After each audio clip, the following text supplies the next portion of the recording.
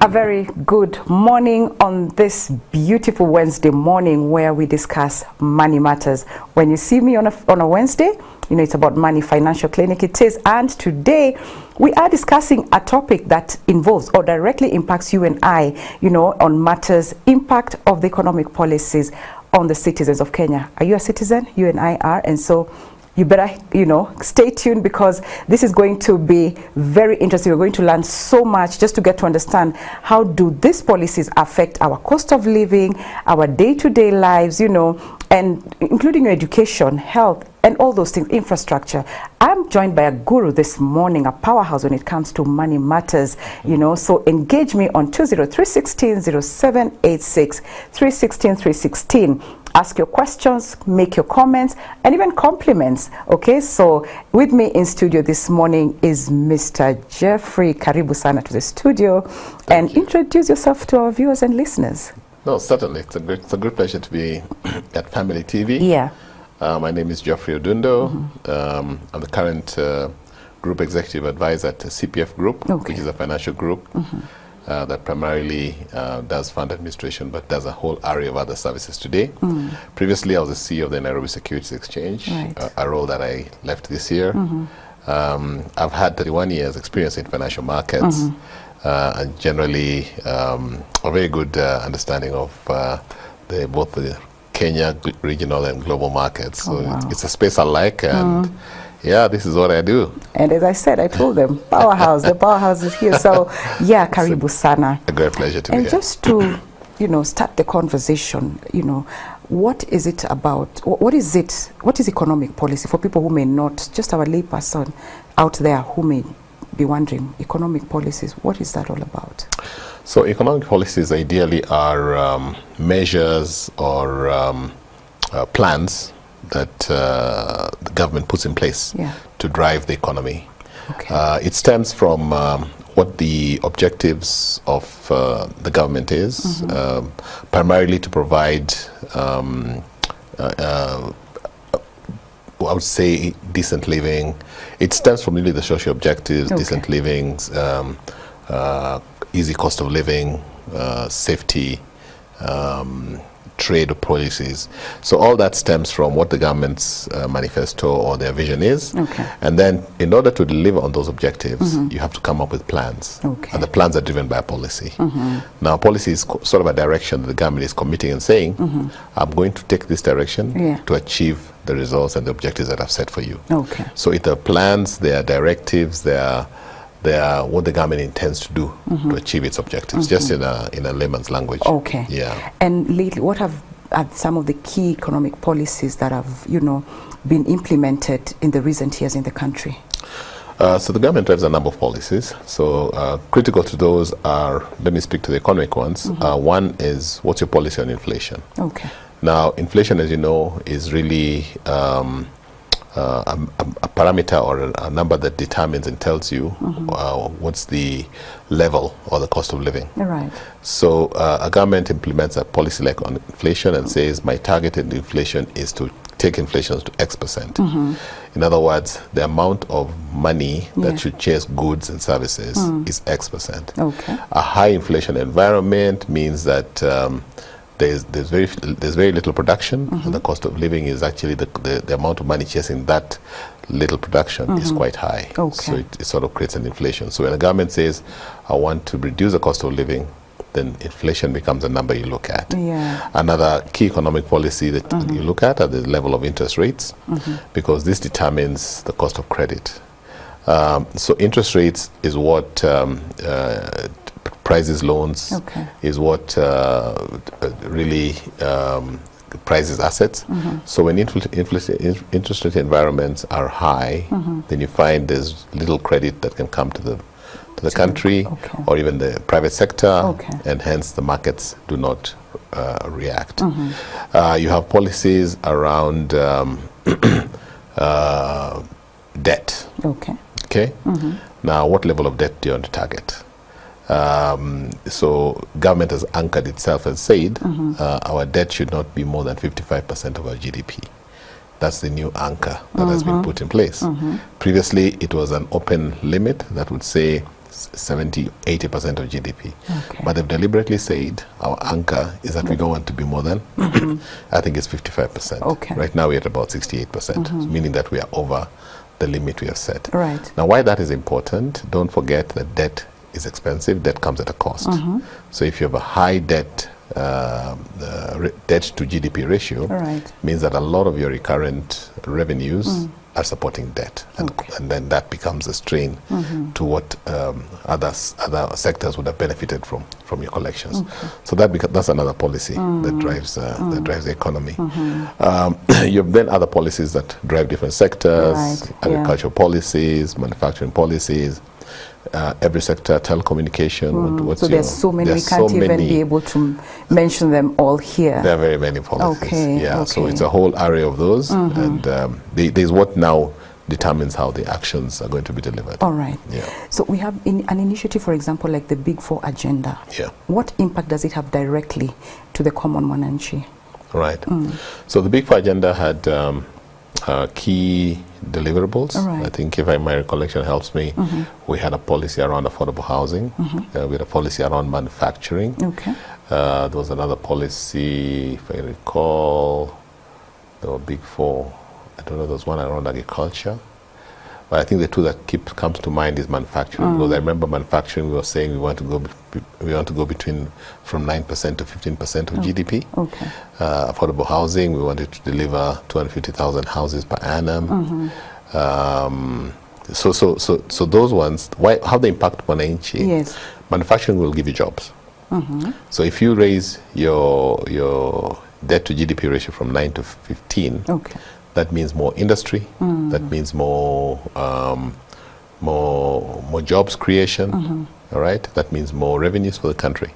So that was a very good policy, because what that means then, the government will be deliberate and intentional about coming up with policies to support manufacturing, be it energy costs, making sure that they're lower, incentives for new investors who want to set up industry, providing protection for local industries, for instance, import substitutions, and all those things. If it's housing, then affordable housing, like what currently is happening. You want to make sure it can reach the people down there, and try to make mortgages affordable and that kind of thing, home ownership affordable. So those become very impactful, and I think that's what they drive. If I remember the other two, I don't know if it was agriculture growth, but again, if it was agriculture, for instance, then you can find you have to have smart agriculture policies, ensure that you're able to provide good extension services, and really do more commercial farming. I think Kenya here, we are still very subsistence. We are subsistence. I can tell you where I come from. We're still we need to do more to really revolutionize agriculture in our regions. So I think those are the kind of plans that we look at. Your view on the cost of living, because that's one thing that Kenyans are, that's their cry on a daily basis. The cost of living is too high. What's your view on that, and what is, what can Kenyans do probably to even just improve their own livelihoods? You're quite right. There's a big discourse about the cost of living today, and it's been a major issue. So one thing that I think I can say has been positive for the country has been how the level of inflation has declined. We are now at 2.8%. From the highs of around 6 or 7%, which means that the cost of living has really come down.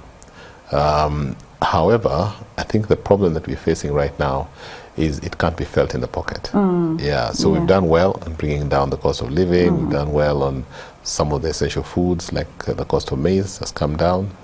But it is still not being felt because people don't have the purchasing power. I think we've experienced a snowball effect of many things. Let's start from COVID. So COVID created a major disruption in the economy.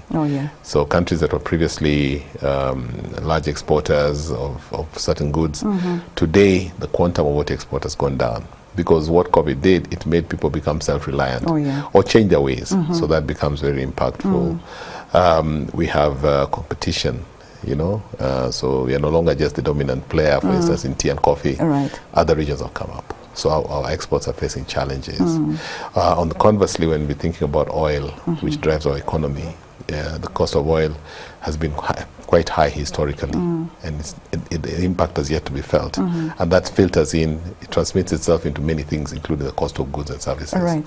So a myriad of both local and international issues then bring about a challenge on even price of goods and services. So you might be saving money on your staples, right. like maize. However, other products are still expensive. I think when I think today, if you go shop in a supermarket, the basket of goods and services that you buy is not the same that you bought many years ago, because of those other factors that increase the costs, like fuel costs, like electricity costs, and all those kind of things that help produce a good. And then certainly the because right now we have got sort of a job trap. Very many people are unemployed. So again, purchasing powers of people is quite low. So there's a high dependency on the few working class, high dependency ratios, and that affects the cost of. I mean, Kenyans find the cost of living difficult because they don't have the cash to purchase goods and services. Taxes. Let's talk about the Kenyan taxation system. What is your view on that? You know. Let me make a general statement. All right. What drives economic growth is a predictable tax policy. Investors would want to come to Kenya if they can also predict what the tax policies will be, and not have taxes that keep spontaneous tax increases. So I think the challenge we face at the moment is that we've had an increase of taxes in different taxes coming in. I think this government took up an approach of self-reliance. They said we were going to avoid taking debt. So we're going to do two things. We're going to do what you call fiscal consolidation, meaning we are going to try and match our revenues, taxable revenues, to our expenditures, and reduce the fiscal gap. That's what they're very deliberate about. Now, for that to happen, if your expenditure is at 100 and your revenues at 80, you must do what?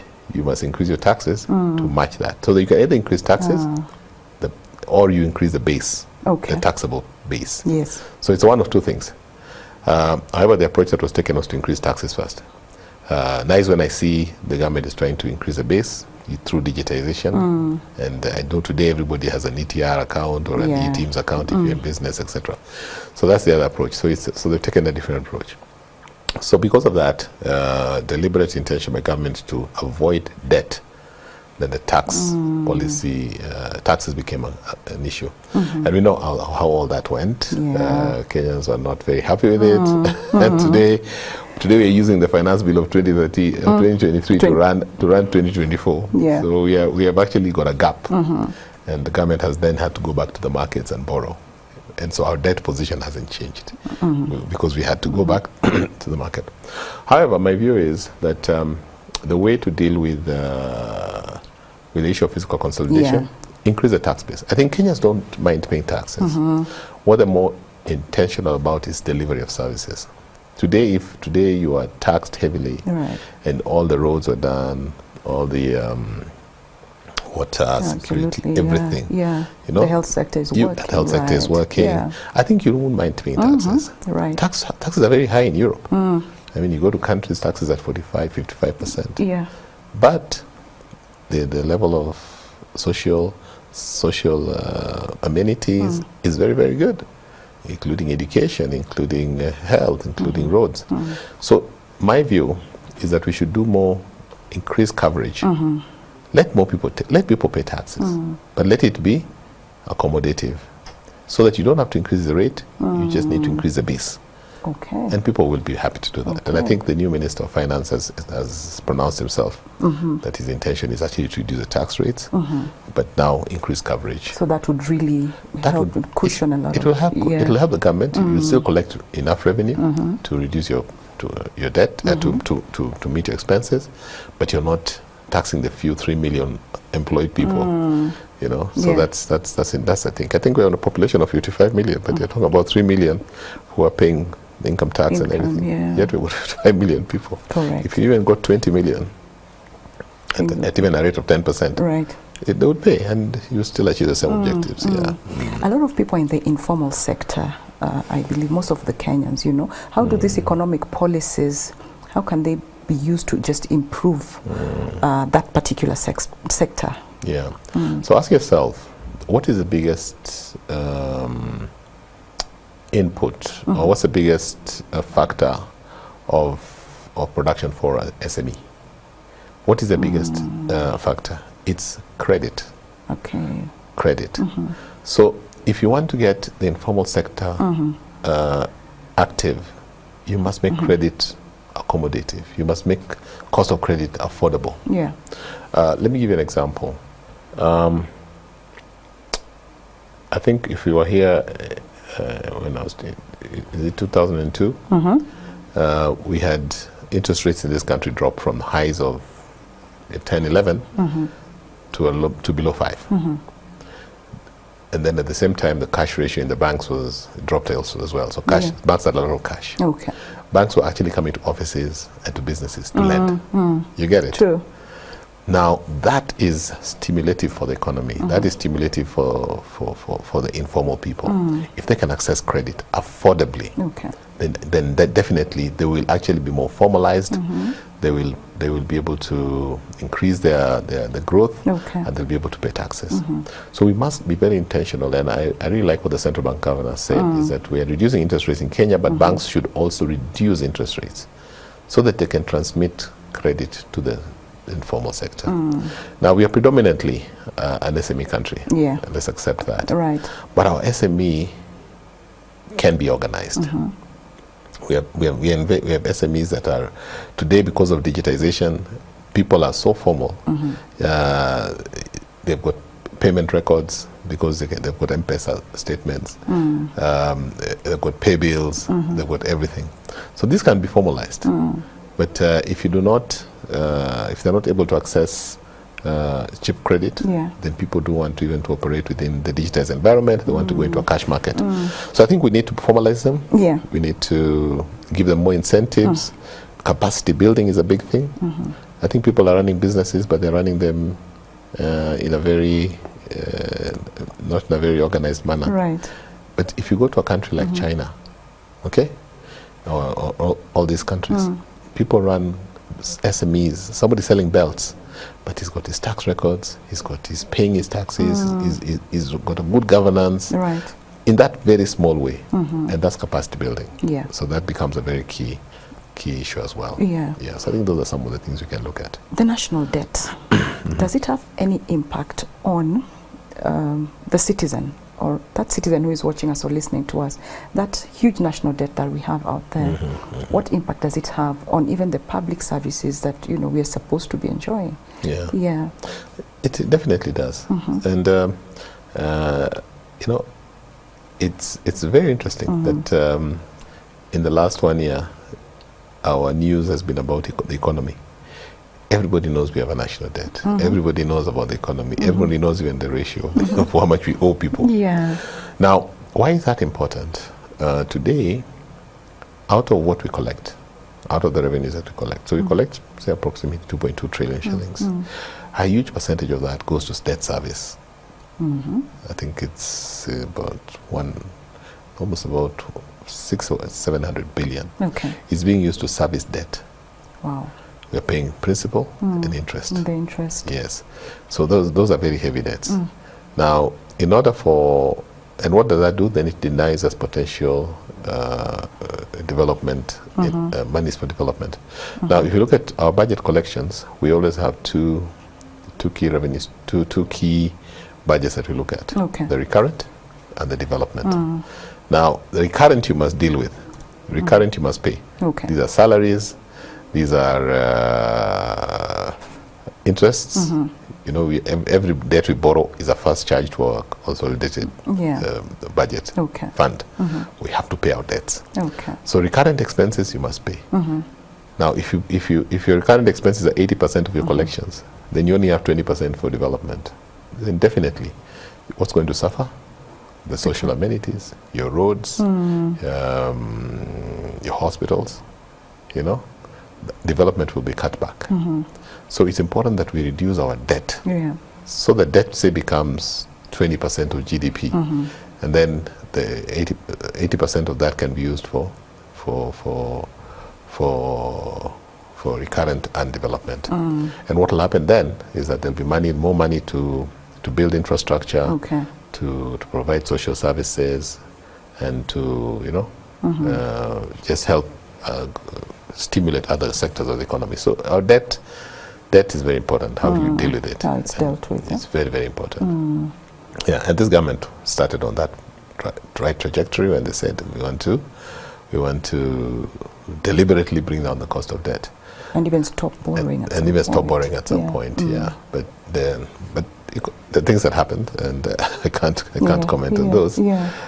So we still have an issue. So we have to convert our debt from commercial to concession, both bilateral and multilateral, with countries and with bodies like IMF and World Bank, and refinance our debt program. So we hope that they'll achieve the objective. Yes. So, really. How do you see our economic landscape evolving in the next, probably like, say, 5 years? Yes. How do you see it evolving? Okay. So currently our economy is highly dependent on a few sectors. Our largest sector at the moment is agriculture, followed by manufacturing, then telecom and construction. So we're highly dependent on agriculture, which is 24% of GDP. What I see going forward is a total change. We are going to see an economy that's going to be more focused on telecom and digitization. Kenya is becoming what you call a business outsourcing center. We have a lot of companies that are setting up offices here, but setting up their back offices here, but run operations globally. So you have sort of special economic zones that do debt, that do services. We have manufacturing sectors, special economic zones that do it here. One, because our labor is affordable, and again, certain factors of production are sort of within their target. So I see digitization, the digital sectors being a high growth area. I see services also being a very high growth area for the country. We are really trying to change, because Kenyans, our capacity levels are very good. You see Kenyans are being, there's a lot of change towards providing services, making Nairobi and Kenya like a regional headquarters for many services, be they banking, insurance, and all these kind of things. I see fintechs becoming a key driver of the economy in the future. I think tourism will remain a mainstay. So I think those will kind of be the drivers. Digitization, financial services, tourism. And we need to invest in those sectors. They are the more futuristic sectors. Of course, not forgetting agriculture, because agriculture, we must also just make sure we are competing where we have got a better comparative advantage. There are certain countries that are better than us in certain production areas. What we need to do in agriculture is to do value addition, so that when our coffee, we don't sell raw coffee to Europe and we import it back as processed coffee. Why don't we do all the coffee processing here? So value addition will be a key driver of the agriculture sector. And if we do that, then I think we'll be in the right trajectory. In a good place. Yes. There's someone asking, what's these policies, how do they affect, or how can they affect the access of healthcare? Education is a question from someone who is watching. How does that affect them directly? I think, and I remember, now that you mentioned healthcare, one of the objectives of the Big Four was universal healthcare. The universal healthcare, healthcare for all. So healthcare policies, I think what the government has always planned to do is to provide affordable healthcare. So that today anybody can go in hospital and access even critical healthcare. Dialysis machines, catheter care for your heart, medicine or cancer diagnostic equipment. And they began that journey by having decentralizing the diagnostic equipment across all counties. I think you remember that whole discussion around having equipment. Then you can get your imaging or everything is transmitted via the internet. So I think so the health policies are very important. Today, without a society without a good healthcare system is highly fragile. I must say that in the region, Kenya has been one of the best countries with good healthcare. True. So we have to make healthcare more accommodative and more affordable. So the government policies have to be very intentional about that. Right now, that's a very interesting conversation going on about whether we transition from the she or sha. But I think if they achieve that objective of ensuring that the benefits that under the new program, that you can actually, those benefits can be, people can register and we can then see those benefits being delivered, then we'll be saying that we've done the right thing. The other thing about healthcare is making it very accessible through outreach and also through the digitization. We have to make sure that if I want to go and see a doctor, my details or my reports can be scanned. My historical records can be kept in a you can pick it up from a database centrally. I think that then helps with diagnosis and quick treatment. So I think there's a long way for the government to go in this program, but I think social health care is very important. Today in the US, the one program that they're very grateful about is Obamacare. That even the incoming president, despite his initial reservations, he's embraced it. He's embraced it because it has totally transformed. I mean, I have a brother-in-law who's a radiologist in the UK. He does MRIs. I mean, he does almost 15 MRIs a day because anybody who feels a little headache goes and does an MRI because it's affordable. It can be accessible. You try to do an MRI here. I know. You'd have that. And again, without decent healthcare, you will lose your talent. The mortality rates will go up in Kenya. And hence, at the end of the day, it affects the economy. So it's a very big impact. Okay. I can see Akisa Inyele. She's saying, good morning, Sally and the guest. Thank you. I'm learning. Yes, I knew, this, we were in class today, by the way. You take your pen and paper, get to learn what you need to learn. Okay, so back to the discussion, Mr. Dundo. How can Kenyans get involved in the, policy making? Is it possible for Kenyans to be involved? Very, very possible. And I think with the coming of the 2010 Constitution, we introduced something called public participation. And this is an opportunity for the government to speak to its people, to say, I intend to do this undertaking.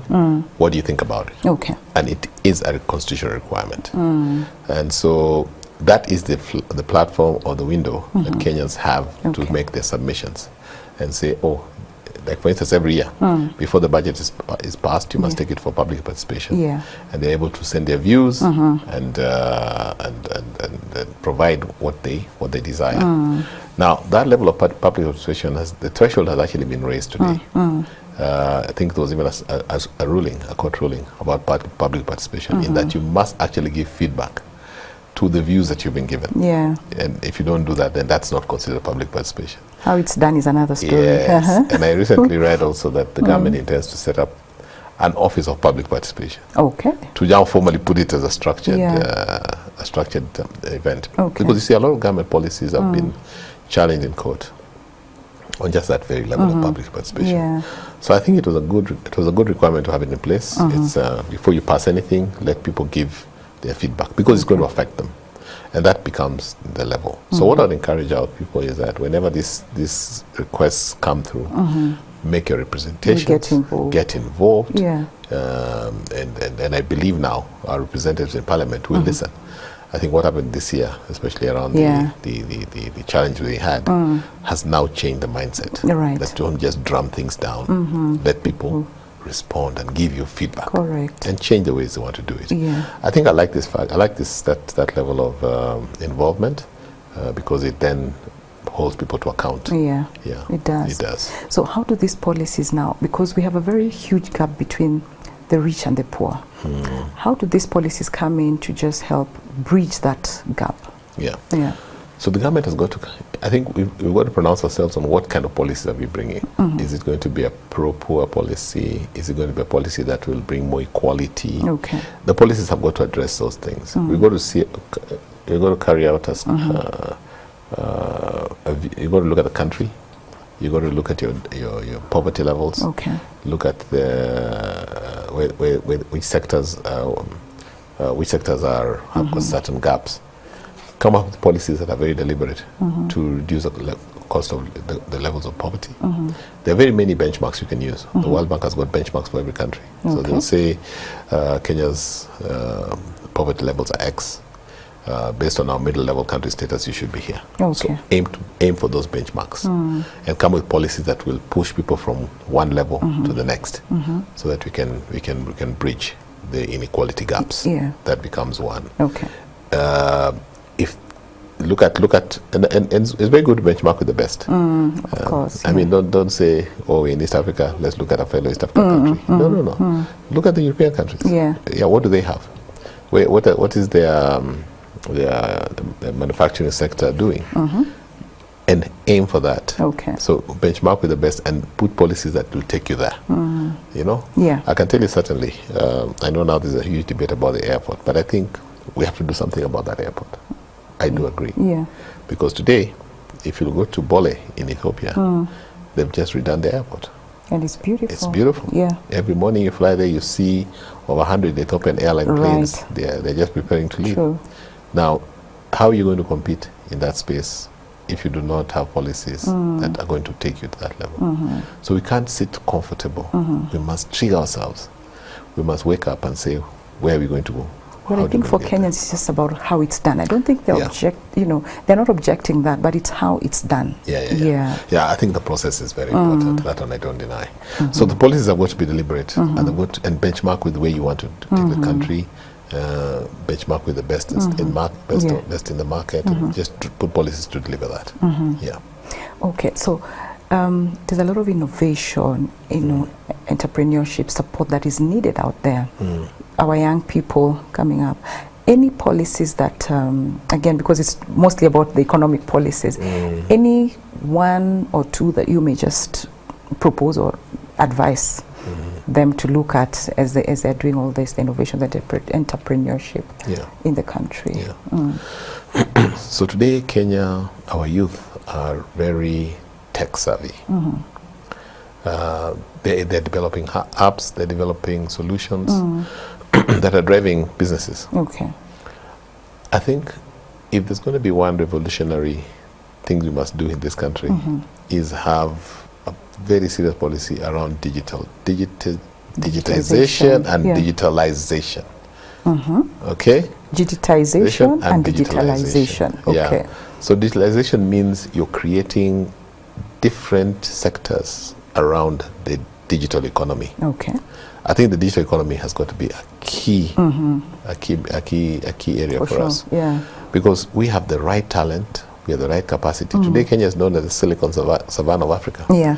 We have very many private equity players who are in the tech space, setting up companies here and doing things, creating apps and other solutions. Yeah. And that is the future.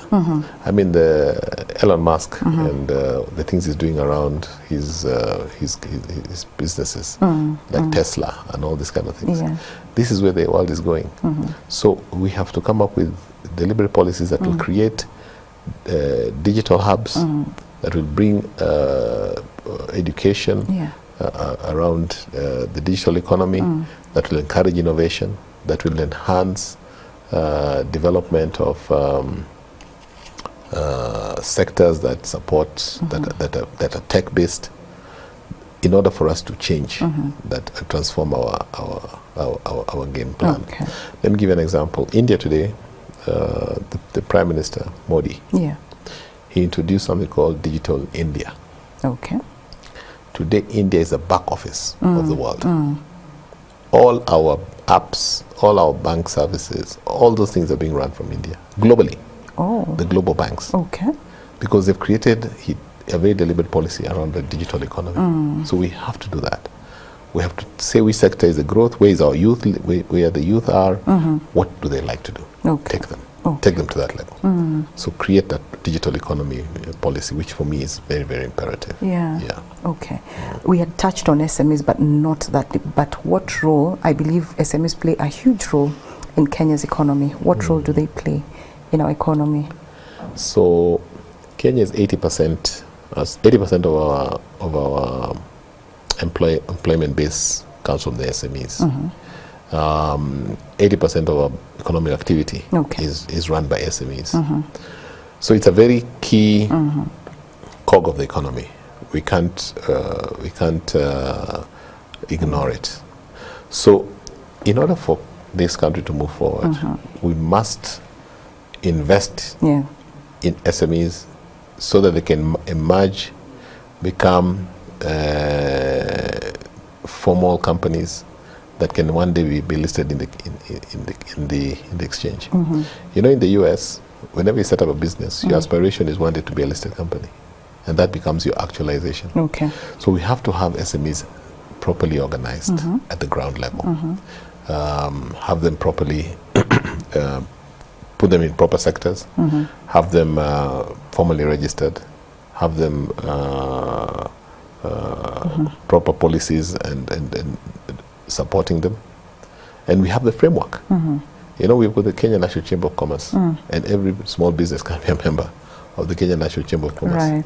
And you can benefit a lot from the Kenya National Chamber of Commerce. Technical as capacity advice, exposure, connections with other markets.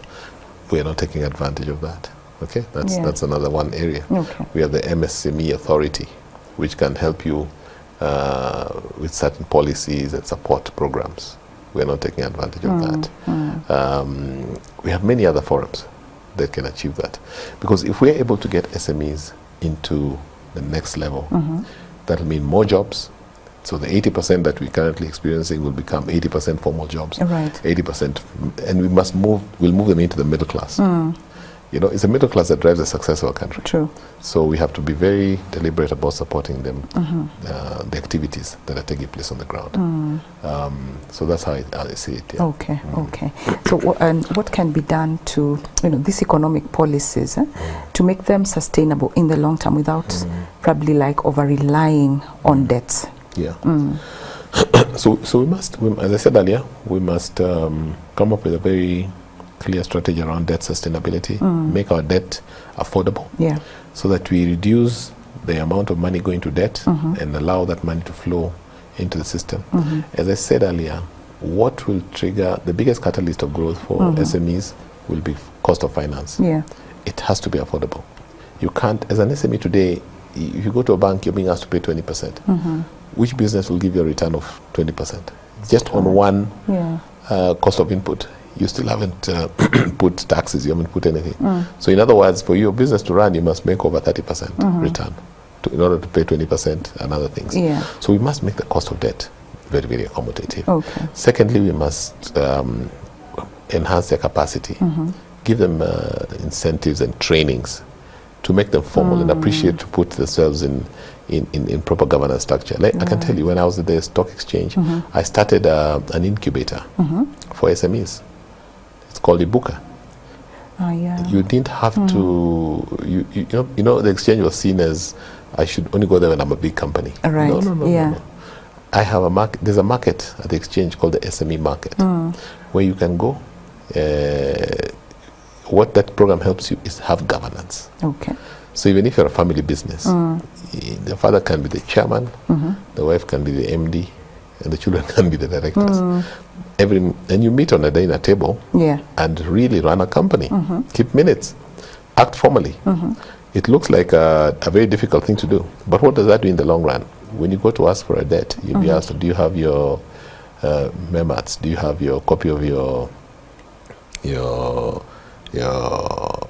minutes, the governance documents, because the banks want to lend to formalized structures. Okay, so you can easily access debt. So that formalities, you must formalize the bottom. Okay. So that's what I was encouraging. And I can tell you 30 companies came on board. And today, most of them are, one of them has even been listed. And from Ibuka. From Ibuka, wow. Yeah. And the program, and even attracts international capital. I was reading recently the British Development Agency wants to support the Ibuka program. Okay. So imagine you can get credit from that. So I think we have to really formalize them, have them registered, have them get affordable credit, have them trained, apprenticeships, everything, give them exposure to new markets, you know, and that's where the chamber comes in. The chamber takes you abroad on all these conferences, and your mindset changes. True. Yeah, so you don't have to just keep yourself small and say my market is my surroundings. Just here. Yeah, and you're manufacturing a soap, a good soap. Yeah, yeah. Everything started informally and became formal. Okay. Today, the companies that are listed in the Paris Stock Exchange are all family businesses. Ask yourself, wow. the French companies, you know, Renault. Okay. Yeah? Okay. They're all family businesses. So it can get there. It can get there. The private sector, you know, I think sometimes they look and they're wondering, how can we work together with the government as private sector to just probably build a more resilient economy? You know, how can that happen between the two, the government and the private sector? Okay, you know, the private sector is a very key. It's a key partner of government. Number one, they're the ones who provide the biggest revenue stream for government through income tax. Income tax, corporate taxes. Yeah. The money that runs the government comes from mainly the private sector. Right. So that makes them an important partner. Okay. Secondly, they can help partner with government in development programs. You've heard about the public-private partnerships that we are now discussing. Yeah. I think the approach by government, one of the approach of government to develop the economy is to use its taxes, is to borrow, or is to partner. The way to do it successfully is to partner. To partner. Partner with the private sector in order to deliver certain government programs. I'll give you an example. Today we're enjoying the Nairobi Expressway. Right. It's not a government-funded infrastructure. It's a private sector infrastructure. This is somebody who said, I'm going to put up the highway, I'm going to, and this is I'm going to put in my money, I'm going to construct it, and I'm going to charge on it. Aren't we enjoying it? We are. If we have more of those, more of those things in partnership with government, of course, albeit the fact that it has to be properly done, because, and the act is there and the units are there, then we'll get more development. Okay. Because private sector is saying, we see an opportunity in developing social infrastructure, but we want to be sure that our money will come back. Definitely. And hence we want to introduce this. And so they're going to what they call concessions. And so they're willing to do it. Okay. They're willing to do it, and that's one way that they can contribute. Okay. The other one, of course, is to help job creation, investing heavily in the country, and investing not just on.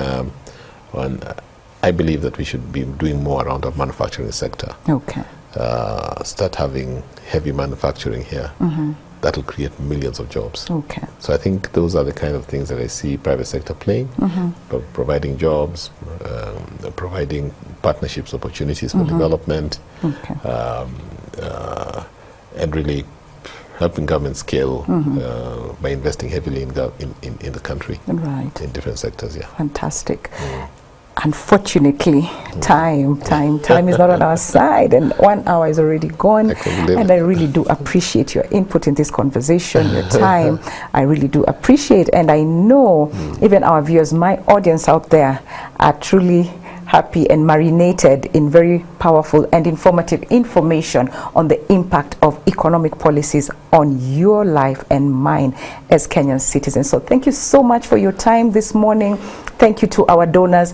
Thank you for being with us and just partnering with us, holding our hands and, you know, working with us this way. So if you feel you have something, God has blessed you in any way to just support this cause, please share through our pay bill number 316 and the account number shall be your telephone number. And if you want to be part of this community, just join us also and send your name to Our number socials 20316 0786 316 316, and send the word partner, and you'll be able to be looped in this very amazing community. So thank you so much for joining me this morning, and don't forget, tomorrow we are on relationship clinic, and it is about culture and love in the relationship. So make sure you tune in between 7 a.m.